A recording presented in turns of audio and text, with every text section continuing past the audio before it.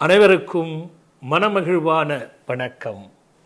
எல்லாம் உள்ள நம் ஷடாட்சர சண்முகப் பெருமானுடைய பெரும் கருணையும் பாம்பன் சுவாமிகளுடைய குருவருளும் ஒன்று கிடைத்து வளமும் நலமும் மகிழ்வோடு வாழ வேண்டும். இந்த பதிவு நீங்கள் தெரிந்து கொள்ள வேண்டிய ஒரு பதிவாக கருதுகின்றேன். அதாவது ஒரு சிலருக்கு பாருங்க, புத்தி கூர்மை அதிகமாக இருந்து நல்ல ஒரு சாதனையை எட்டி பிடிக்க வேண்டும் என்ற குறிக்கோளை மனதில் வைத்துக்கொண்டு எந்த ஒரு விஷயத்தையும் அப்படியே உடனே சட்டென கிரகித்து நல்லவைகளையும் கெட்டவைகளையும் அலசி ஆராய்ந்து செயல்பட்டு வெற்றி காணுவார்கள். இது நிறைய பேர் இருப்பீர்கள், பார்த்து கொண்டிருக்கக்கூடியவர்கள்.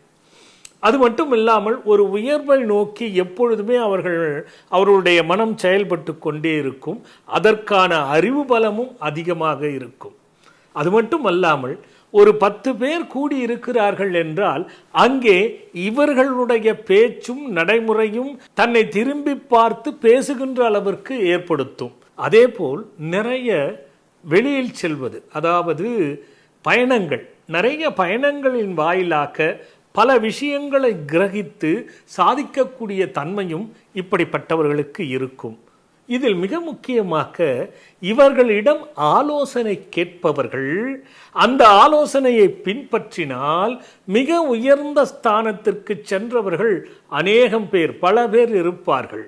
அறிவு பலம் பெருகும், கிரகிப்புத்தன்மை அதிகமாக இருக்கும், தன் வாழ்க்கையில் பயணங்கள் மூலியமாக அனுபவத்தை பெற்று பொருளீட்டுகின்ற சக்தி இருக்கும்.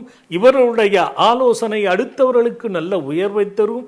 அந்த அளவுக்கு அறிவும், தான் எங்கிருந்தாலும் தன்னை திரும்பி பார்க்கின்ற முதன்மை கருத்தை உருவாக்குகின்ற தன்மை அவருக்கு கிடைக்கும். இதெல்லாம் எப்படி தெரியுங்களா? உங்களுடைய ஜாதகத்தை எடுங்க. சூரியன், சுக்கிரன், இந்த 2 கிரகங்களும் ஒன்று கூடி இருந்தால் நான் சொல்வதெல்லாம் அவர்களுக்கு இருக்கும்.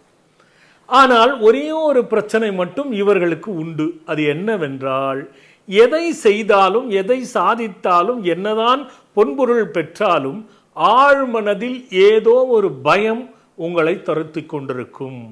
எந்த காரணங்கள் வேணாலும் இருக்கலாம்.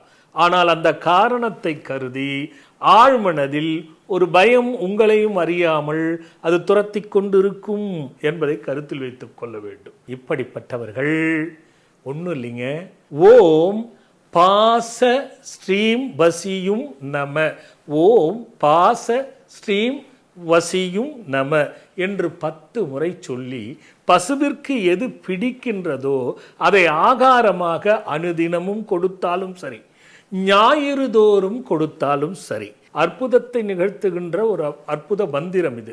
நீங்கள் அந்த பயத்தில் இருந்து அகன்று உயர்ந்த ஸ்தானத்திற்கு செல்ல வேண்டும் என்ற நோக்கத்தோடு இந்த பதிவை கொடுத்திருக்கின்றேன். இதில் ஒரு முக்கியமான கருத்து, வெளிநாட்டில் இருப்பவர்களுக்கு இந்த மந்திரமோ வழிபாடோ பயனை தராது என்பதை கருத்தில் வைத்துக் கொள்ள வேண்டும். ஏன் தராது என்பதற்கு பல காரணங்கள் இருக்கிறது. சூரிய உதயத்தினுடைய நேர காலங்கள் மாறுபாடுகள் இருப்பதினால் மற்ற கிரகங்களும் எப்படி அங்கே உங்களுக்கு அந்த சூரியனையும் சுக்கிரனையும் பார்க்கிறது, பழுதுபட்டிருக்கிறதா, யோகமாக இருக்கிறதா, மத்திய நிலையில் இருக்கிறதா என்பதை கிரக ரீதியாக ஆய்வு செய்ய வேண்டும். உதாரணத்துக்கு, வெளிநாட்டில் இருக்கும் பொழுது ஸ்திர ராசிகள் பலமாக இருக்க வேண்டும்.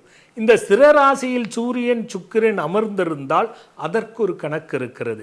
குருவோடு சேர்ந்திருந்தாலோ குரு பார்த்தாலோ அதற்கும் ஒரு கணக்கு இருக்கிறது. சூரியனும் சுக்கிரனும் பகை பெற்று அமர்ந்து சரராசியிலேயோ அல்லது உபய ராசிகளிலேயோ அமர்ந்திருந்தால் அதற்கு ஒரு கணக்கு இருக்கிறது. இது இங்கு பார்ப்பவர்களுக்கு அல்ல, வெளிநாட்டு உடையவர்களுக்கு மட்டும் சொல்லுகின்றேன். அப்படி என்றால் அதையெல்லாம் பார்த்துத்தான் உங்களுக்கான வழிபாடை சொல்ல முடியும் என்பதை இந்த பதிவின் வாயிலாக தெரியப்படுத்தி, இதற்கான அனைத்து பலனும் உங்களுக்கும் கிடைக்க இறைவனை பிரார்த்தனை செய்து அடுத்தது ஒரு நல்ல பதிவோடு பார்க்கிறேன். வணக்கம்.